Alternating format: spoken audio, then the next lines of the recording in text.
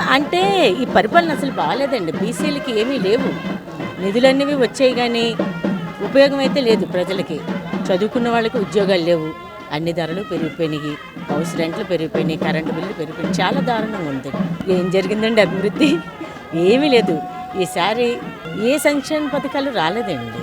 అవి ఎలక్షన్ల ముందు అతను చెప్పారు అన్నీ ఇస్తామని. అంటే పోనీలే మనకు మంచి జరుగుతుంది కదా అని చెప్పేసి అందరూ ఓటేశారు. అయితే మరి అతను అది మర్చిపోయినట్టున్నారండి.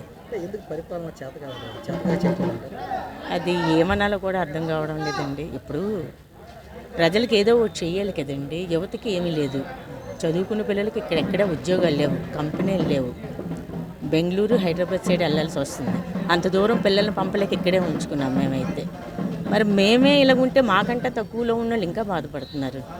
మళ్ళీ వస్తే ఇంకేం లేదండి, అభివృద్ధి లేదు. ఇప్పటికే సగం అయిపోయింది.